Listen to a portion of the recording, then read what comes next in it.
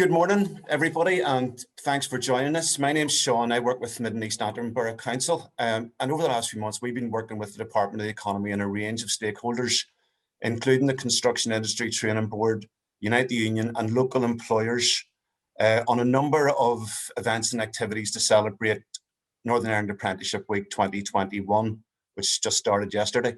So one of the aims of Apprenticeship Week is to encourage young people to consider whether doing an apprenticeship is a right move for them, and so to help us get a better understanding of what apprenticeships are and how they can help you develop your skills and employability. I'm very pleased to be joined this morning by our panelists. So we've got Barry and Amanda from the Construction Industry Training Board, Kelly and Orla from Radius Housing, Leanne from Wrightbus, and Jordan from Moore. So very shortly, I'm going to hand over to the panel and have Barry's going to start by explaining a wee bit more about apprenticeships and different types of apprenticeships and so on. But just to let you know that at the end of the event this morning, when all the speakers have had their say, there's going to be a Q&A, and we're very much looking forward to hearing any questions that you have about apprenticeships. So please do get involved then. And Barry, I'll just hand over to you now, if that's okay. Yeah, thanks, Sean. I suppose I'm going to start off by kind of asking a bit of a question of what's an apprenticeship. And it seems a simple enough question, but perhaps some bits of the answer might just surprise you.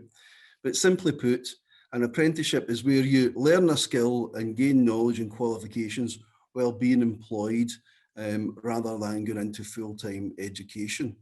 And it's important to realise that not all on-the-job training and qualifications are an apprenticeship. A real apprenticeship is a partnership between the apprentice, their employer, and the college that provides the education.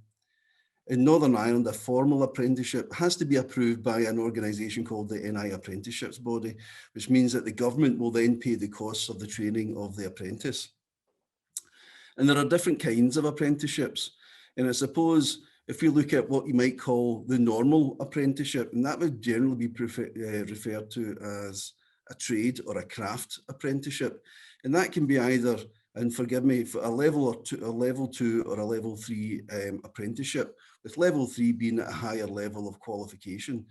And that would commonly be in some of the trades, you know, like in construction, you'd be talking about joinery and carpentry and brickwork. In other areas, you might have level apprenticeships in administration.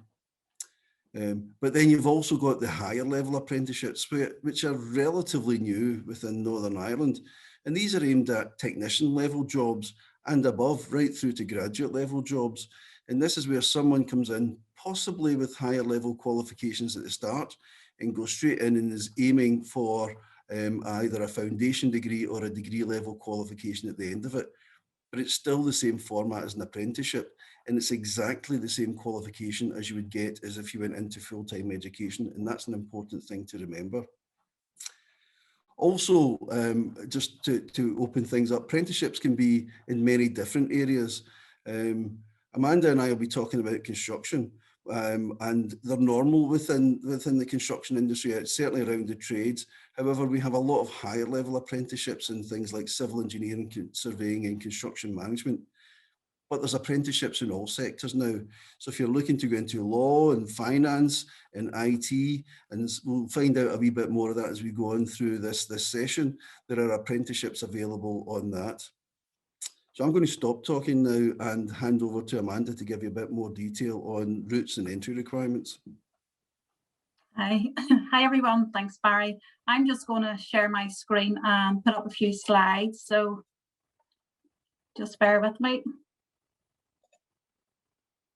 So really what I'm going to talk about this morning is the apprenticeships in more detail. So just going to following on from what Barry said, apprenticeships, to do an apprenticeship in Northern Ireland, you must be aged 16 to 24 years of age. You have to be employed. You have to be working at least 21 hours per week. Meet any entry requirements as laid out by your training provider. It'll take around about 2 to 4 years to complete an apprenticeship. And these are available, as Barry had said, in a variety of roles. And they're available from level 2 right through to level 7. So just taking the first one, this is really entry-level apprenticeship routes. So you can start these when you've completed your GCSEs or A-levels. So if you want to start, you start at level 2, and that's equivalent to 5 GCSE passes. You can then progress on to level 3, which is equivalent to 2 A-levels, or depending on your ability and the complex of the course that you are wanting to do, you can start and go straight in and do your apprenticeship from level 3 on. So it just depends on what route and what apprenticeship you want to do. There's minimum entry requirements for the Apprenticeships NI programme, and that is GCSEs. These will take up to 4 years to complete. So if you're going in at level 2, it'll take you 2 years, and then another 2 years to do your level 3. So all in all, about 4 years. And that's good progression from level 2 to level 4. So throughout the duration of your apprenticeship programme, you will be with an employer for 4 days, training on the job, learning practical elements of the job, and then with the training provider 1 day per week. So moving on then to the higher level apprenticeships. Higher level apprenticeships, you would have to have had completed A-levels or equivalent to go on their higher level apprenticeships. These start at level 4, sort of HNC, HND level, and go up to a level 7 masters. Now, the majority of these that are available in Northern Ireland are for foundation degrees at level 5. They're around about usually a minimum of 2 years, but again, it depends on the course that you have chosen, maybe a bit longer. And entry requirements, depending again on the course that you take, will vary, and the training provider will let you know what these are. As Barry had said as well, apprenticeships aren't all, most occupations in Northern Ireland at the moment. There are around about 150 level 2 and level 3 apprenticeships, and over 45 higher level apprenticeships. So quite a number there to choose from. So you're probably thinking, well, how much will I get paid in an apprenticeship? Well, you'll get a salary from day one because you are employed from day one. And you'll also get paid for the time that you're on your training course. Starting off at a level 2, the national minimum wage for a first year apprentice, £4.30 per hour. And this will increase as you continue throughout the duration of your apprenticeship. For the higher level apprenticeships, some employers are offering over £16,000. But again, that's depending on the apprenticeship that you want to do and what the employer offers you. But even when starting on the £4.30 apprenticeship rate, a lot of employers, when you're in a level 2, level 3 apprenticeship, can offer you considerably more than that. So it just depends. But that's the minimum that you will be paid. So what's the benefits of doing an apprenticeship? Well, you're earning a salary and you have paid holidays. You're earning from day one and you're learning. You're getting a recognised qualification and you're working alongside experienced staff. Great for mentoring and learning on the job. The excellent career progression that comes along as well, more opportunities. You've been in the company from the start of your career. You've built up, the employer knows who you are, and definitely more career progression.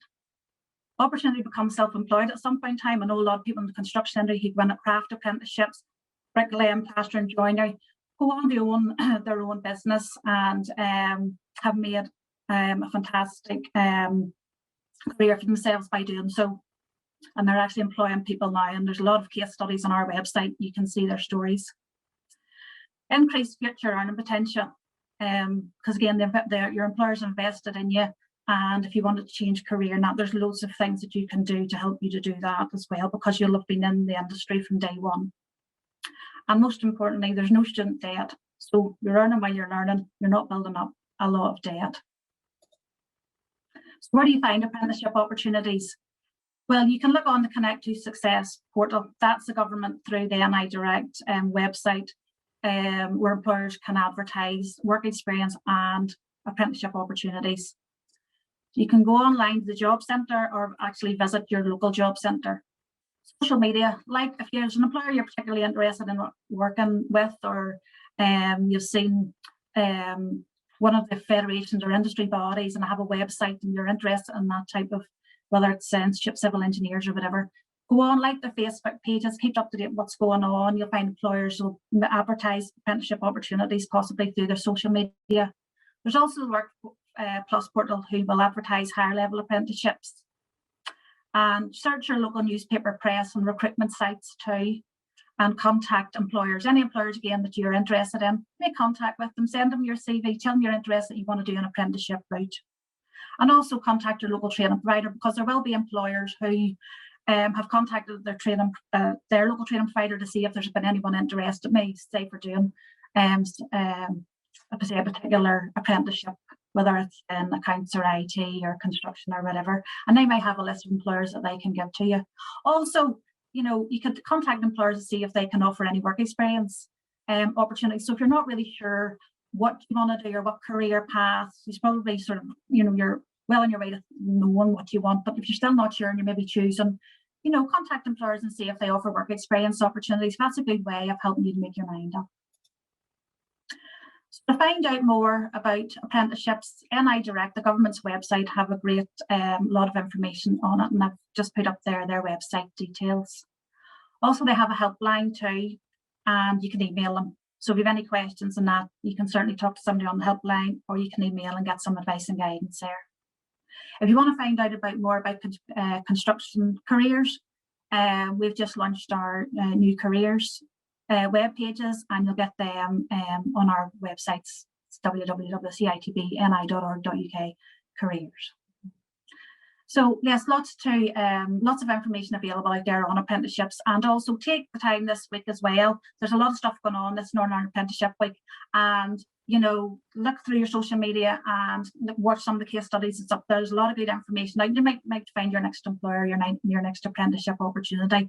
You know, start now. Obviously, as they're thinking about next year and what you're going to be doing and stuff. So definitely keep an eye on what's happening this week, and you might get some ideas. And good luck on your future career. And I am now going to hand you over to Kelly Kitson from Radius Housing. Hi everyone, my name is Kelly Kitchen. Nice to see you all, and I'm going to talk to you a wee bit about Radius Housing and what we do. So I'm just going to share my screen here, bear with me a wee second. Okay, so I think that's me ready to rock. And of course it's not working. Right, there we go now. So basically, Radius Housing, who are we and what do we do? Radius are a social housing provider. Now what that means is we build houses for people to rent, and the houses are then allocated off the housing executive waiting list. So basically, if you want to live in one of the Radius houses, you have to have your name down in the housing executive waiting list in order to be allocated one. Radius basically have over 40 years experience in social housing, and we currently own 13,000 homes. We manage £1,800 million worth of assets, and we have 30,000 customers. So that's just a bit of information about Radius there. And we're going to talk to you about our new development at St Patrick's Barracks in Ballymena. So we're currently going to start very soon to build the new residential development there, which will consist of 136 new properties, 20 of which will be affordable homes. And what that means is that those houses will be sold on the open market at an affordable price, and people who are going through the likes of ownership who want to buy half their property and rent half their property could apply to basically purchase one of those 20 homes. And the overall investment for that particular development will be £20 million. So in order to maximise the wider community benefits of the areas where we're developing, we build in biosocial contractual requirements into our contracts. And I'm sure you're wondering what that means. Basically, we ask our contractor to facilitate apprenticeships and different types of training throughout the contract. So in order to meet the contractual requirements, he has to do that. And by doing so, it's given back to people living in the local community, and it's given people the opportunity to do apprenticeships and learn new skills. We also have in additional biosocial requirements to do with business and education, and that means the contractor will also contact local schools and speak to them about construction in different formats. So this is just some photographs of the St Patrick's development and what it's going to look like, just like little CGI images. So that's just computerized images to let you know what it's going to look at. So you can see it's a massive site, and you can, and that's sort of like a wee image there, what the houses are going to look like. And then this is their area where we're going to be building on, which I'm sure most of you probably know. And I'm going to just go on to the next slide.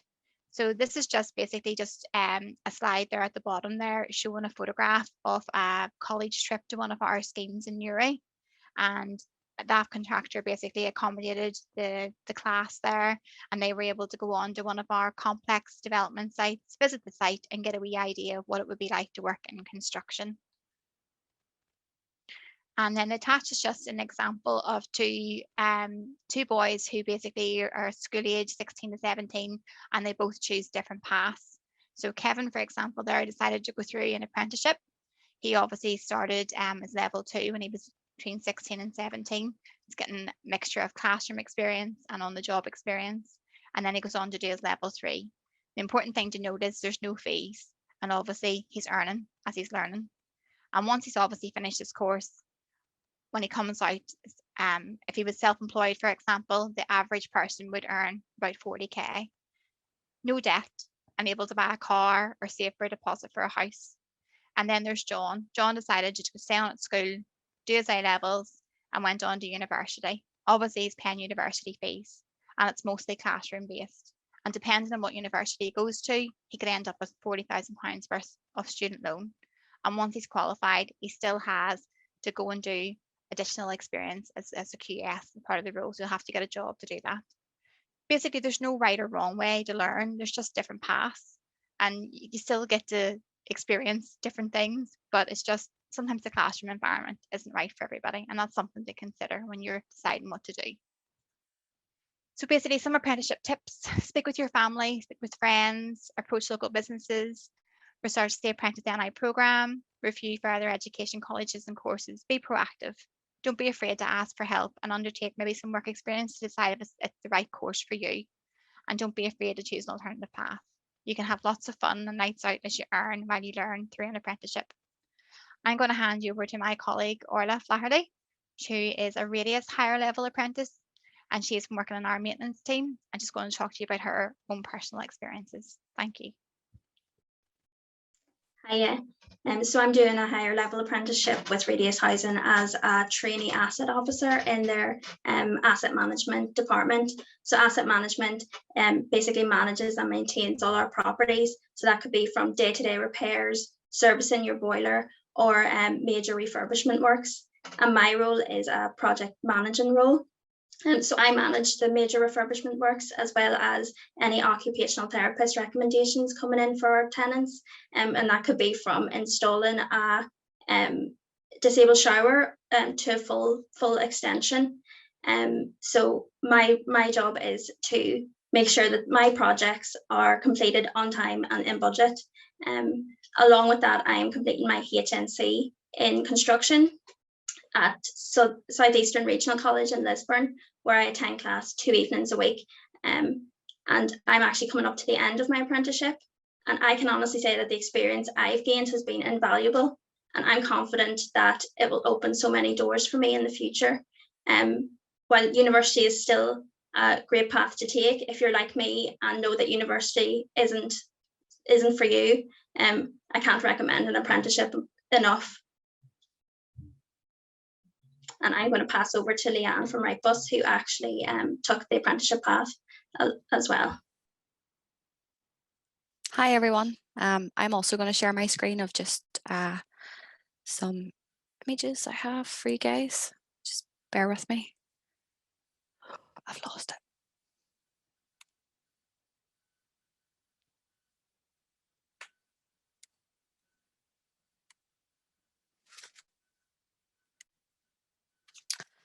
So good morning, everybody. My name is Leanne, okay, and I'm the chassis quality manager here in Wrightbus. For those of you who don't know who we are basically the leading bus manufacturer of the UK. We manufacture highly customised buses for public transport, and we provide a range of drivelines such as diesel, electric, and we are now the first UK company to build hydrogen buses, which you've maybe seen on the news. I started in Wrightbus in 2010 as an apprentice coach builder. During this time, I worked alongside highly skilled tradesmen to basically learn how to build a bus from start to finish. From then, after my apprenticeship, I moved into the quality department and I was able to go on and study my HND and my degree. I've also then progressed throughout the business to become the chassis quality manager. In my current role, I am responsible for managing a team and ensuring that our buses are the highest quality and safety standards and they exceed our customer expectations. The reason why I chose to do an apprenticeship route is because I wasn't academically minded and I basically wanted to get out into the world and work. So the apprenticeship allowed me to do this. And I was able to, as everybody said, earn while I learned. As I progressed then through the business, Wrightbus then supported me and encouraged me to go on and do my HND, which is now a foundation degree, and I'm now currently studying for my degree. So I've been lucky to take both paths. The apprenticeship also helped me in my further education studies because what I'm learning now in theory, I've actually seen it in practical terms. I would recommend an apprenticeship to anyone, and Wrightbus, we are currently recruiting for apprentices across a number of areas, such as welding, spray painters, coach builders and electricians. So yeah, just to re-emphasize what everybody said, you know, you can earn while you learn, and it was a great route for me to take. So thank you, and I will pass you on to Jordan.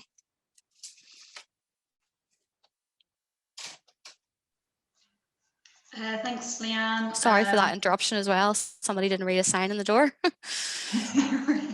Thank you. I am studying a higher level apprenticeship for account technicians. I'm in the Coleraine College and I'm working with Murray and I in their Coleraine office. So I'm in college 1 day a week and in my workplace 4 days a week, and it's all paid for. I have 4 exams at the end of each year. There's 2 years on my course and just coming towards the end of my first year.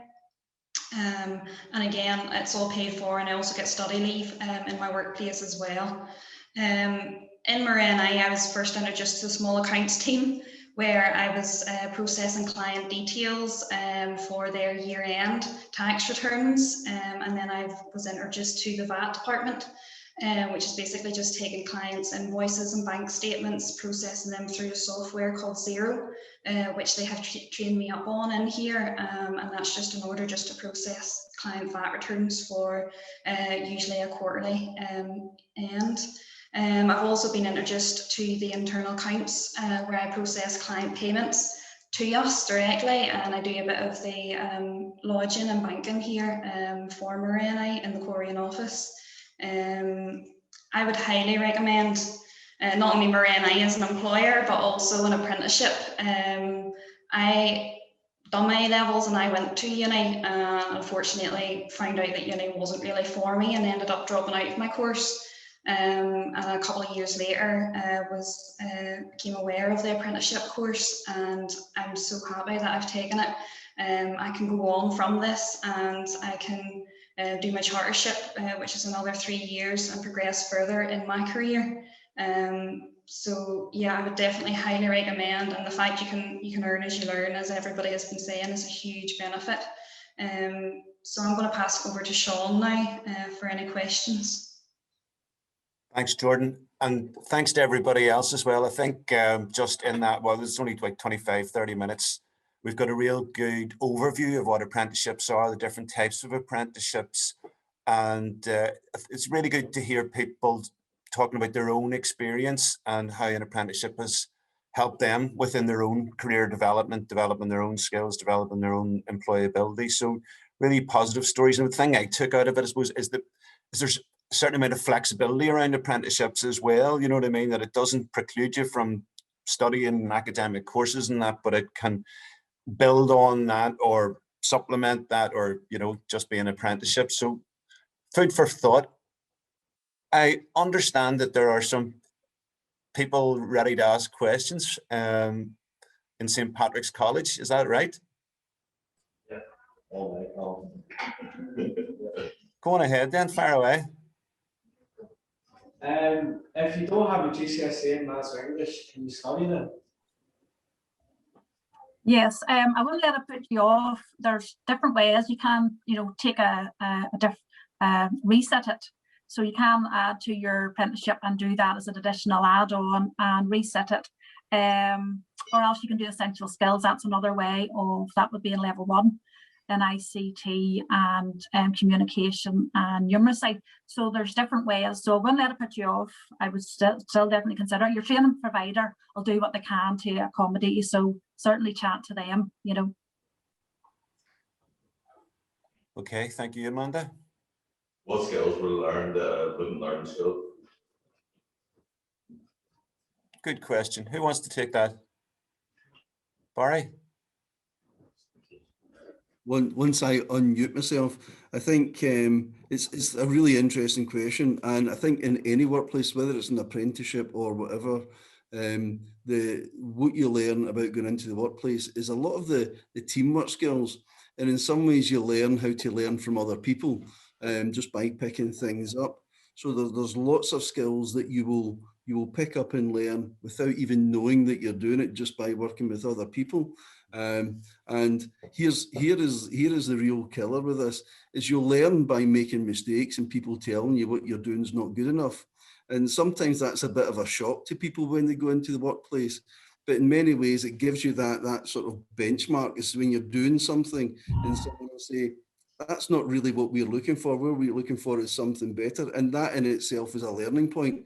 And it's an important learning point. And the learning point, as much as the skill, is how to deal with that sort of feedback and criticism. It's a really important point of the rest of your working life, is that you're not going to get everything right. So I always like to try and learn from other people's mistakes, but I've made a fair few myself. And the trick is try not to make them too often or kind of all the time. But that's definitely one of the things in the team working, the bonding and the team working within the workplace is definitely one of the areas. And when I said earlier on that an apprenticeship is a partnership, the employer's job in that partnership is actually to nurture and mentor the apprenticeship and give them that advice and guidance and confidence to put the stuff that you learn in college into practice in the workplace. Yeah, just to back up with what Barry said, like me being on the shop floor, I wasn't like, I can essentially learn how to build a bus, and I wouldn't have learned that in university. Like, for example, I learned how to weld, I learned how to operate a CNC machine, I learned how to operate a lathe, and that's just something for me in my role that I wouldn't have been able to learn in university. So yeah, that's some of the skills I've learned. Thank you, Leanne. Thanks, Barry. How many do you work on theory and practical work? Sorry, what was that? I didn't get that. How many hours do you work on theory and practical work? For me personally, I was there for a day a week doing theory, and then it was 3 days a week on the shop floor. I know you get paid, but is it for the AMA or for the employer? I think your employer pays your salary, so you're directly employed by the company that you're working for. They might get some support from other means to help finance that employment, but your, if you like, financial relationship is between you and the employer directly. And with that come other benefits, in that you start to get into things like really boring things that become important at the end of your career, like pension schemes and all of that sort of stuff. And that's one of the other benefits of employment. And Jordan's not nodding because they do all the tax and all the stuff for you as well, which is excellent. Yeah, it's my employer who pays me direct. I get paid for the day I'm in college, as I said, and I also get paid for study leave before my exams, and I get paid for the 4 days of my exams as well. So I'm getting about 3 weeks or so off work. That's all being paid for during my exams and in the lead up to them as well. Very good. Okay, I just wonder, any more questions? No. I have a question. Is Mrs. Keenan there? Yes, I'm here. There you are. Is there any budding photographers in that group? Photographers? Uh-huh. I I wonder, would it be possible to get a photograph of everybody with their hoodies on them? Yes, we can do that. I took a few photographs of them all sitting in the position they are. Is that okay? Did you take them? Was that for school social media, or? Yeah. Have you tagged us in by any chance? Yes. Oh, you have? I haven't posted it yet, but I will tag it in. I can do that, no problem. Perfect. That's dead on then. That's great. That's great. Any questions here before we finish? No? I think we're good with the questions. Thank you very much. Can I maybe make one point before we go? And I think it's a really important point, is that the thing to remember is that as an individual, you've got to work out what is best, what the best route for you is. And no route is ever closed off. You can either go into full-time education if that's your learning style, or go into an apprenticeship. But I think what's quite clear from the people that you've talked to, and in particular the apprentices, and I started off as an apprentice draftsman, it doesn't stop you from going on to doing the degrees and becoming a chartered engineer or a chartered accountant or a chartered manager in any way. So the thing is that you might start off in the apprenticeship, but you don't know where it's going to take you. The really important thing is that you grasp everything that you can. You learn everything that gets put in front of you, because as I keep saying, when you learn something, nothing's ever wasted. You just might not know when you're going to use it yet. And keep looking ahead and keep looking at that next step. And from the guys that you've talked to today, they're always looking at that next step and where the qualifications they've got now, what they can do next. And it's your choice then, rather than it not be your choice. Once you achieve one qualification, it's your choice whether to go on to the next bit or not. And all I would say to you is, don't let anyone take that choice away from you. Take the opportunities that you can get. It's a really good point, Barry. Thank you. Thank you. So I think that's us, folks. Thanks again. And as Amanda was saying earlier, take the opportunity to check out the other things that are happening as part of Northern Ireland Apprenticeship Week. A lot of stuff happening, not just in Mid and East Antrim, but throughout Northern Ireland. Given as it's COVID times, a lot of things are virtual. There's a lot of stuff online. So there's plenty of information, advice and guidance out there, particularly this week. So all the best. Thank you very much. Thank you.